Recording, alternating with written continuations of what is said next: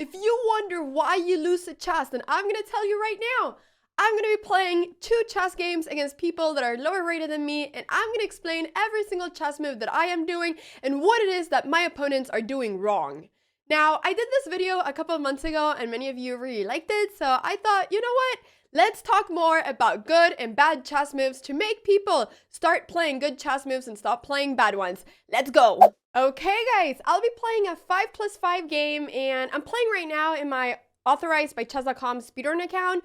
So I'm actually rated 2200, but in this account I'm rated 1500, and this account is just used for educational purposes. So I was like, wait, what happened? But my opponent is playing d4, and I'm gonna go knight f6. Now I'm playing as the 1500, and I think that this is a pretty good rating group because I know that many of you are like 1500 or lower. Although if you're not, let me know in the comments down below. But they're playing knight f3. I'm gonna go d5 now, and after, let's see, I think they might go something like bishop f4 perhaps. Or maybe they'll go c4 and this will become a queen's gambit. Okay, now that they're going e3, they are allowing me to threaten the center. So I'm gonna go c5 and I'm gonna threaten the center immediately. I want to get as much space as I can, and if white allows me to do so, I will. So now my pawn was captured. Now this may look like I'm giving up a pawn, but I'm not really doing so. What I'm gonna do is that I'm gonna go e6 and I'm immediately gonna try to capture this back. I'm actually pretty happy right now because I think that they gave up their center, and I actually think I'm gonna get a really nice position. Okay, so now my opponent is defending the pawn, b4. I'm gonna go a5 because now if my opponent defends the pawn, I can capture it, and they cannot capture back because then the rook is going to be hanging. So c3, I am, like I said, I'm still a pawn down, but now I have this idea of going, let's see, do I first go, I'm considering either going first b6 or first capturing here. I think I'm going to start by capturing this pawn so that after b6, if captures, we can see that my bishop will get activated and now this pawn will be hanging. So I'm going to go b6 right now. So what I'm trying to do is that I'm basically just trying to end up with having this fantastic center. As you guys can see, if I'm able to do so, then I'll have a much better center than my opponent has, which is one of the most crucial things in chess. So we got a little check over here. I'm going to go bishop d7. Important to not go knight d7 because then there's going to be c6 and my knight will be hanging. Once again, I don't want to capture with the pawn because then there's going to be c6 and then my knight will be hanging. I'll be forced to move it, so I'm going to move with my queen instead. I'm going to go queen takes d7. Now in this position, my opponent could bring the knight up to threaten my queen, but then I'll simply go queen over here. Okay, now this pawn was captured, but I think I can go bishop takes b4 check, and now I'm capturing here with the check. So this pawn is going to be important for us to capture back, but I think that for now, the pawn is not any big threat. So now I'm going to go queen b5. I'm stopping white from castling. I am defending my bishop, but I'm also threatening to capture this pawn. So if now my opponent, well, yeah, actually now I'm not really sure what my opponent is going to do. I'm going to be capturing this pawn the next move. So I am not scared. I am just happy that I'm going to end up after this whole series of moves with such a fantastic center.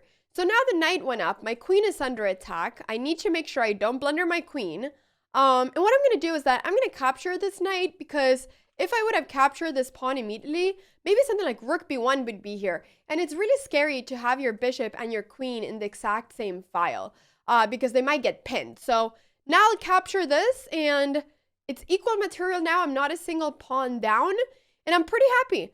Now in this position, my opponent maybe could have captured on f6 to get my pawns doubled up, which is typically something that is bad to have double pawns because the pawns become weaker as they cannot defend each other anymore.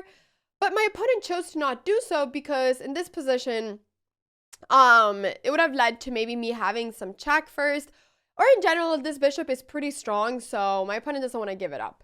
So here I'm going knight d7. I think that my opponent has played pretty well so far. But I'm going to go knight d7 before I castle, just so that if captures, I can capture back with the knight. So here, knight e5, and I think I'm just going to castle. The idea is simply that I just want to get my king out. I mean, you want to castle as soon as possible. You don't want to do crazy stuff in the position without castling first. It's one of the most important things to do, and I think that many people forget. So now that I've castled, all my pieces are developed. Let's look at the position. Right now, completely equal material. I need to come up with a plan. So how do I come up with a plan? Okay, so what I want to do now is that I want to try to place my pieces on the absolute best squares possible. What would be a good square for this knight? Well, this square, because in this square, my knight would be controlling a lot of really important squares. So I really want to put my knight over here. But right now, this knight is hanging if I go up here. So what do I want to do? Well, maybe I want to move this knight. I'm going to move this knight right over here to c5 because over here, it's also planning on going up to e4. It's making sure that this knight becomes free, but it's also maybe at some point going to be able to go to b3. So I like putting my knight over here. I think this is a good move. Now, my opponent could here, for instance, go something like bishop d4 to pin my knight, which means that my knight cannot move right now as my queen will be hanging. But I don't think this really matters. It's just important right now that I get my queen out of this pin. Whenever one of your pieces get pinned, make sure that, you move your queen so that you unpin your piece, as it's very easy for you to lose the piece otherwise. So I'm considering where I should go. I don't want to go here because then I'm going to have very few squares to defend this knight. I mean, there might even be knight c6 threatening my queen, and I don't know where to go with my queen. I'm considering to either go queen a5 to stop this rook or to go queen d6. But once again, queen a5, then the knight will be threatening the queen. And if I go queen c7, well, then there's going to be another pin going on. So I don't want to put my queen on the c file. So I'm going to go queen d6. I'm getting my queen out of this pin, but I'm placing it in a square where it cannot be attacked and where no other pins can happen.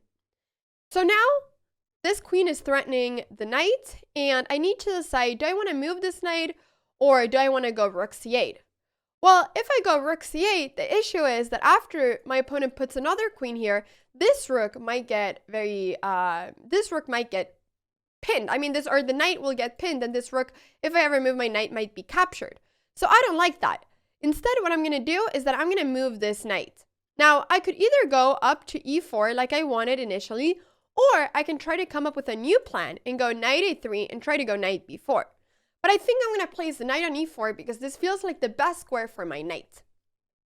So we'll see now where my opponent chooses to go. Okay, now my opponent is going f3, threatening my knight. Now, this move makes a lot of sense, but I think one of the things that happen is that maybe these pawns will become a little bit weaker. But actually, I'm realizing right now that if I go knight g5, then there's going to be h4, and actually my knight is trapped. So this was a really good move. So I need to stop this, and I think that the best way for me to do so is by going rook c8 and then getting my knight back to this file. But now I'm threatening, this is an intermediate move, I'm threatening the queen, and now depending on where the queen goes, I'll be able to move my knight somewhere. Okay, so queen d3. Let's see, where do I go? I think now, because I realized that I maybe made this mistake, as after this there's h4, I'm going to go back to c5 and I'm threatening the queen. And yeah, I think this is still a good position for us. I think that this is still fine. The queen has to go somewhere. Okay, the opponent is going queen a3. So this looks like could be a good move. What I'm considering right now is what happens if rook takes a4. You can see that this pawn is hanging, but I don't think it works, as there is bishop takes c5, an intermediate move, getting my knight. And after I take the queen, my queen will be hanging, and I'll end up losing a piece.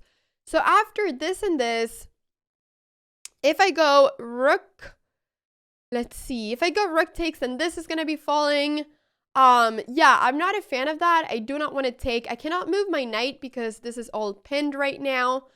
So we need to make another move. We need to make another decision. I don't like the fact that my queen is pinned. That's definitely one of the things that I do not like right now.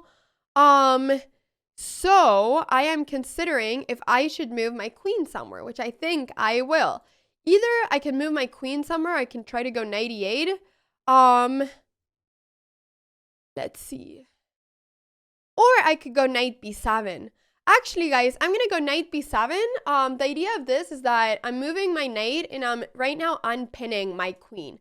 And I think that what I'm gonna do is that I'm gonna try to place a knight up over here on c4 at some point. So we're bringing this around and I'm gonna try to play against this pawn right here.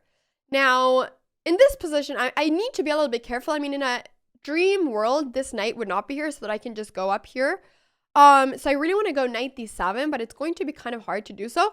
But I'm going to start rerouting my pieces. So I'm going to get this knight up to a better square. My plan right now is to go f6, kick this knight away, and then whenever the knight goes somewhere, then I'll be bringing my knight up. So I need to be careful that I don't get, actually maybe there's, could it be knight d7 here? Maybe there is knight d7 in this. What? Okay, my opponent just gave me a free piece for some reason. That feels sad. They were playing really well for so long, but that is just a free piece. That is just a free piece. All right. So, rook takes c6. I am taking now the knight. They're trying to push, but now there is probably not going to be anything. I'm going to go knight b5 to put some pressure on this pawn. I'm also threatening this bishop. And they're being sneaky though. What they're trying to do is that they want to place this rook on b8. So that is a good idea. So if I capture, there's going to be rook b8 most probably. So what I'm going to do is that I'm going to go knight d6 to keep this defended and not allow the rook to come down to b8. And then after this, I'm going to go rook c8. That's going to be my plan. So actually in this position, I could capture because after rook check, I have rook c8. I actually think this is fine. And if captures, I'll be able to go knight takes. Okay, so they're not even going for this. So now I can just go rook c8, and I'm stopping the rook from coming down to b8. I'll be placing my knight on c4, and now I'm just a piece up. This shouldn't be scary for me. This should be all good now. So now we're winning a rook as well. Got a fork here. This was the move that I was planning, but they placed the rook in a placement where I can get a fork. And now we can just capture this rook, as after takes and takes, this pawn cannot promote. The rook is stopping the promotion. So now everybody, this is just a completely winning position with the knight and rook versus the king, and my opponent resigns. Good. All right, so I think my opponent played really well. I definitely think I kind of did a mistake by getting my knight up to e4, but in chess games, you make mistakes. You gotta keep on trying to find the best moves, and a chess game is never over until the very end. So we're gonna go for another 5+5 game. And yeah, my opponent's biggest mistake was definitely blundering the knight. So always when you're trying to make a move, try to make sure that there's no piece that can capture. Like if you're placing your piece in a square, make sure that that square is not attacked by any piece so that your piece is completely safe. So e4, okay, so I'm gonna go c5, my favorite opening, the Sicilian, and knight of 3, I'm gonna go e6. The idea of this is just to open up for this bishop, and now c3, this is called the Alapin. So, what is the idea of c3? Well, the idea is to go d4 and try to get try to just get a really nice center. So, if my opponent is able to get all of these pawns up here, then they're gonna get a fantastic center. So, I'm gonna go knight of 6 to threaten this pawn, now that this square cannot be, a knight cannot be placed over here.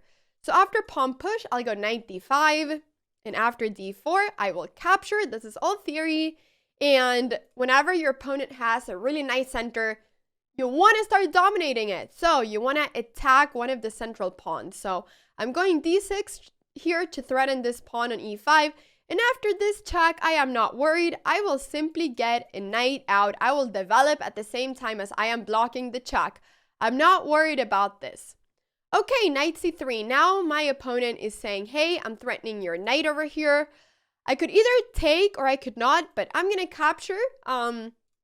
Because after captures, I'm going to see, do I want to go bishop d7 or do I want to go...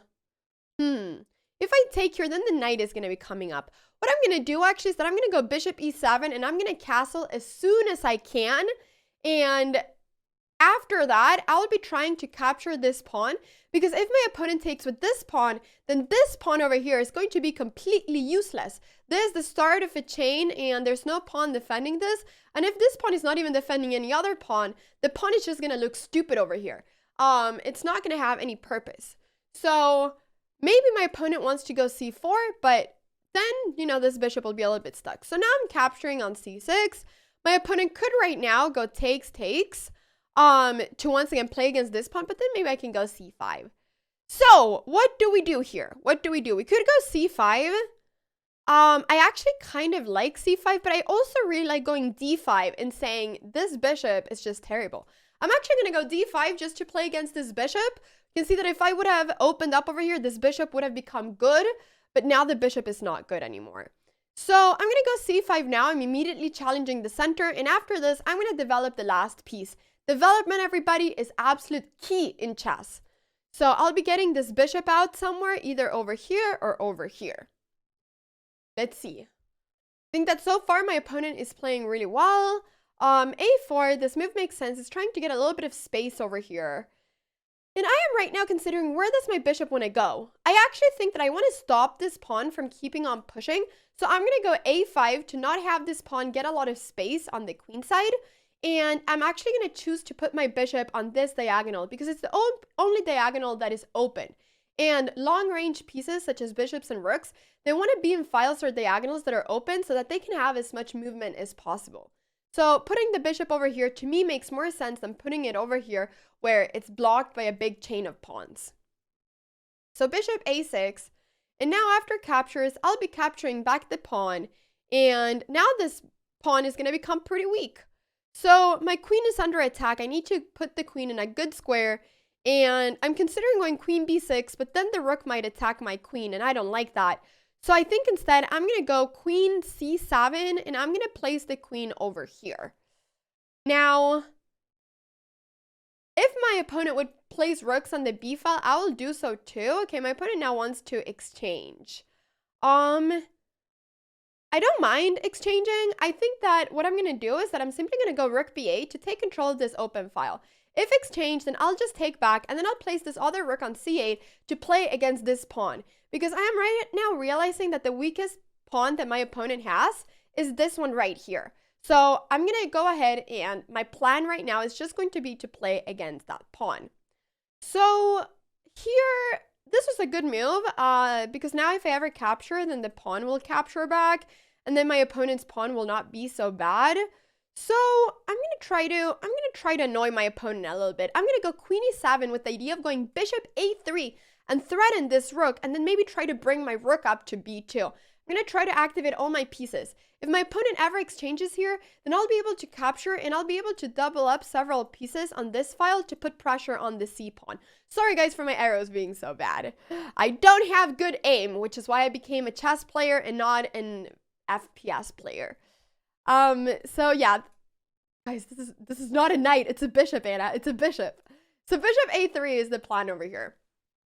I really do think that my opponent is playing really well so far, though. They haven't made any big mistake from what I can tell. So far, this has been a great chess game. I think right now as well, soon I'm going to have to go h6 to get a little bit of space for my king, a little bit of air for my king, I mean. So the question is, do I do it first or do I go here first? After bishop here, there's going to be probably rook c2. I think I'm going to go h6 first so that there's never any issues for my king. It's always good to get a little bit of air for your king.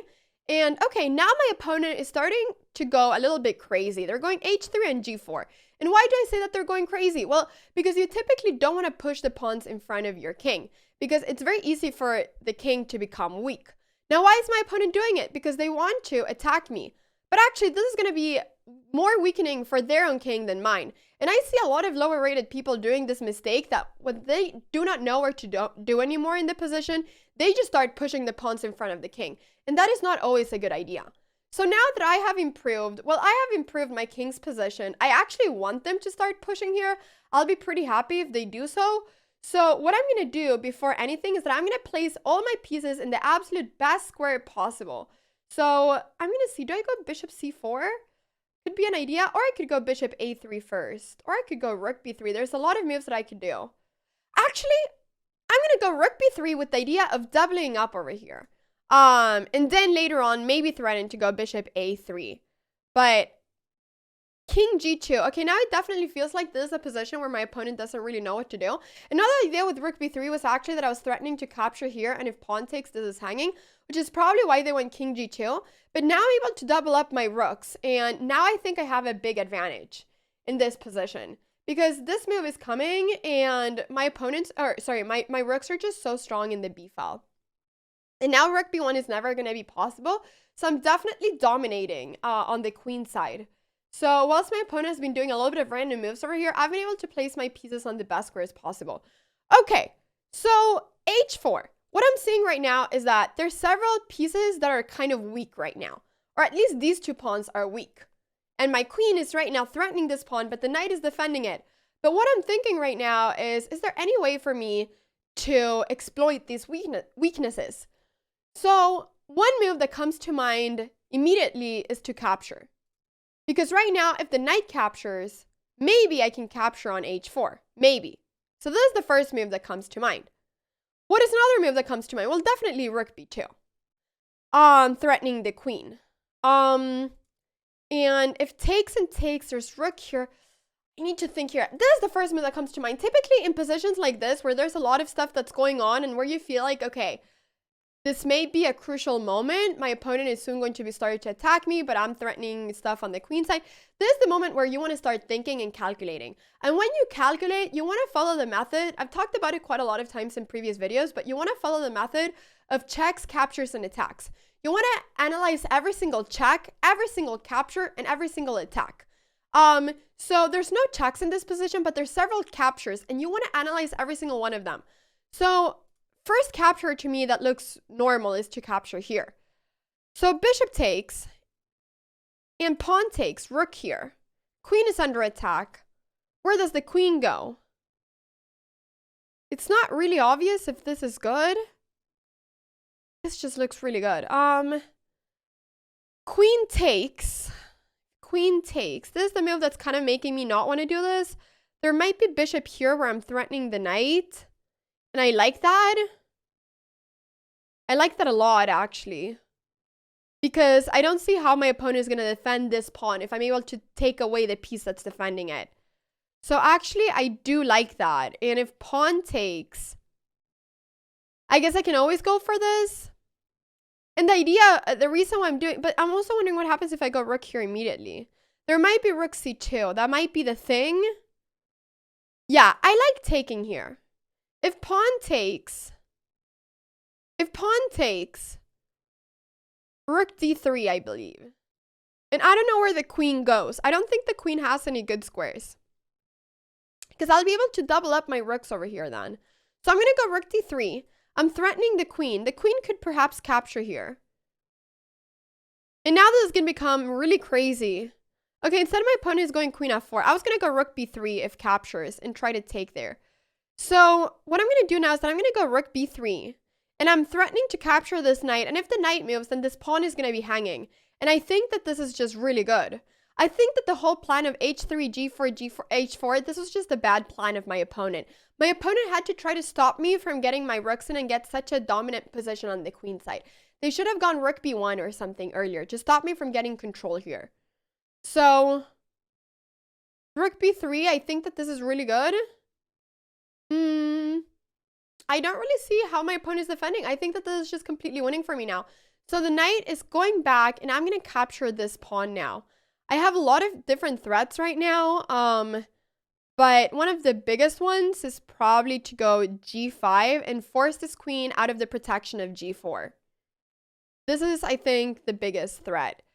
And the queen is almost trapped then. I mean, yeah, so rook over here. Now my bishop is under attack, but I don't really care. I'm going to threaten the queen because the queen doesn't have any good squares.